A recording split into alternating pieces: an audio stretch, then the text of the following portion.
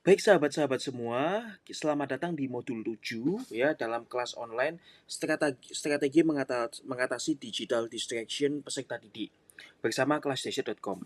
Nah, untuk materi 7 ini materinya agak random ya Bapak Ibu ya. Ini merupakan materi sisipan Bapak Ibu. Jadi setelah kita belajar ya tentang mulai dari definisi digital distraction, kemudian dampaknya serta strategi untuk mengatasinya. Nah, di modul 7 ini ibaratnya kita akan break sebentar. Di sini kita akan memperhatikan manajemen stres dan kesejahteraan psikologis guru di era digital. Nanti juga ada hubungannya dengan digital distraction. Ya, salah satu hal yang membuat kesejahteraan psikologis guru itu tidak maksimal di era saat ini, ya salah satunya adalah digital distraction atau distraksi digital. Mohon maaf, ini agak kecil itu ya. Oke. Nah, oke langsung saja kita mulai ya. Tujuan dari materi ini supaya kita sebagai guru juga bahagia, juga happy sehingga ketika kita menerapkan mitigasi mitigasi digital distraction ini juga bisa lebih optimal. Kita ngajar pun optimal ya.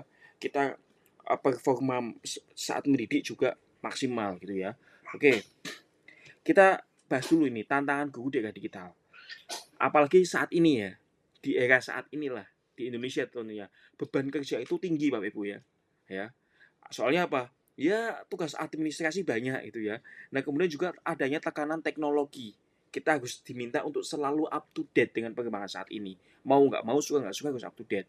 Kemudian juga astagfirullahaladzim. Dari tadi agak kesalahan kenapa ini? Ekspektasi tinggi ya, baik dari misalnya dari atasan ya, atau mungkin dari pihak-pihak lain seperti orang tua, seperti ya mungkin pemerintah setempat dan lain sebagainya, ekspektasi terhadap kita itu terlalu tinggi misalnya. Kemudian juga kita kadang-kadang kurang dukungan, ya baik dukungan secara emosional maupun material, sosial gitu ya, dan juga tentunya ada distraksi digital ya. Jadi materi kali ini juga masih berhubungan dengan distraksi digital. Nah, pentingnya kesejahteraan guru, guru yang sehat dan bahagia akan menciptakan lingkungan belajar yang positif bagi siswa. Jadi, kesejahteraan guru ini adalah kunci utama untuk supaya lingkungan belajar tercipta positif. Nah, kita bahas dulu nih sumber stres pada guru. Yang pertama beban kerja ya, seperti tadi ya. Seperti perencanaan pembelajaran, penilaian administrasi, komunikasi dengan orang orang tua. Maka dari itu di kelas dahsyat itu pernah merilis produk namanya Prom GPT Guru. Itu adalah kumpulan prom yang dibuat khusus untuk membantu guru terutama dalam tugas-tugas administratif.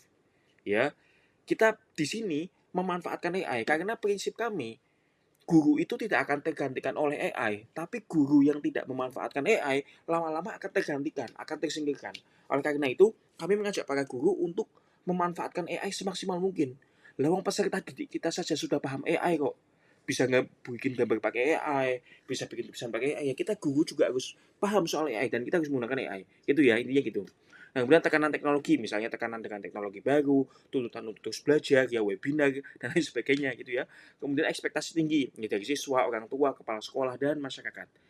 Oke, next ini. Nah ini sumber stres pada guru ya, lanjutan.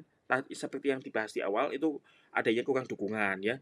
Kadang-kadang pekerjaan kita yang banyak, yang padat, kadang-kadang oleh pihak-pihak tertentu itu kurang dihargai dan tidak mendukung, malah kadang-kadang dicela gitu ya. Kemudian tentunya juga ada yang namanya distraksi digital, seperti notifikasi, email, dan gangguan lainnya. Ya, misalnya lagi ngerjain tugas administratif, ada notifikasi masuk, ada email masuk, ada WA masuk. Kemudian lihat konten asik di sosial media, scrolling sampai habis tanpa sadar waktunya tiba-tiba sekian jam berlalu, gitu ya. Nah, meskipun fenomena scrolling itu tampaknya menghibur, ternyata itu juga menjadi sumber stres Bapak Ibu bagi kita para guru ya dan dapat menurunkan kesejahteraan psikologis. Karena gini, ketika kita terdistraksi digital, tugas yang harus kita kerjakan akhirnya ketunda. Nah, kalau kita ketunda, waktunya sudah tidak ada, akhirnya kita merasa tertekan, merasa pusing, aduh gimana nih. Nah, disitulah akhirnya kesejahteraan psikologis kita menurun Bapak Ibu. Ya, dan juga kita mengalami stres seperti itu ya. Nah, kita bahas nih dampak stres bagi guru apa aja. Yang pertama ada fisik ya. Ya biasanya gangguan tidur, sakit kepala, masalah pencernaan, penurunan sistem imun. Kadang-kadang juga sakit gigi Bapak Ibu. Mungkin Bapak Ibu yang mungkin mengalami sakit gigi itu juga kadang-kadang disebabkan oleh, stres juga. Kemudian di sini juga ada mental, misalnya kecemasan, depresi, kelelahan emosional, burnout gitu ya.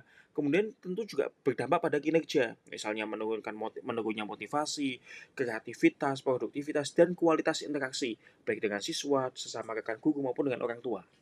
Oke? Nah, ini kita bahas strategi manajemen stres. Itu ada dua, Bapak Ibu. Bisa secara individual, yang kedua adalah organisasional. Kalau secara individual, kita menerapkan relaksasi, mindfulness, olahraga teratur, pola makan sehat, tidur yang cukup, ya kita juga ada aktivitas hobi, itu bisa menjadi strategi manajemen stres yang baik untuk kita sebagai individu. Namun, sebaiknya satuan pendidikan yang dalam hal ini adalah sekolah juga harus menerapkan strategi manajemen stres yang organisasional seperti budaya sekolah positif, pengembangan profesional, dukungan sosial, manajemen beban kerja, ya.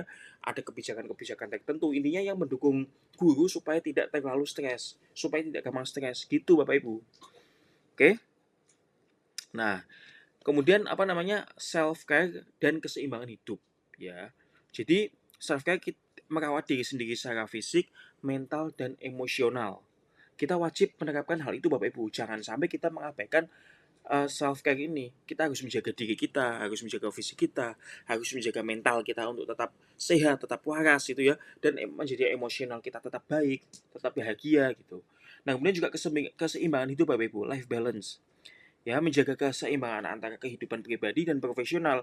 Mohon maaf Bapak Ibu, pernah saya lihat ada motivator di sosial media yang mencela konsep life balance.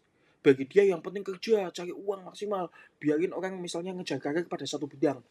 Nah, nggak apa-apa Bapak Ibu, tapi asalkan dia mampu life balance, dia mampu menjaga kesehatan mentalnya, menjaga kesehatan emosionalnya, kemudian menjaga hubungan baik dengan keluarganya dan sesama yang nggak masalah. Tetapi sudah jadi masalah apabila hanya fokus pada satu titik, sedangkan titik yang lain ditelantarkan dan diabaikan. Karena apa? Kalau titik yang lain ditelantarkan dan diabaikan, justru nanti akan menjadi masalah di kemudian hari.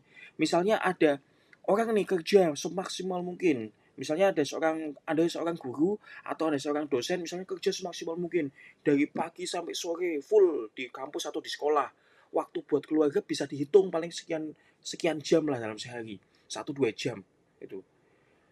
Itu demi mencapai kesuksesan karir ya sebenarnya nggak apa-apa misalnya itu tapi itu saya ingatkan itu tidak baik Bapak Ibu secara jangka panjang. Itu bisa merenggangkan hubungan dengan keluarga, bisa menghilangkan waktu kebersamaan dengan anak-anak. Misalnya Anda misalnya punya anak kecil tiba-tiba tahu-tahu anak-anaknya udah nikah gitu ya.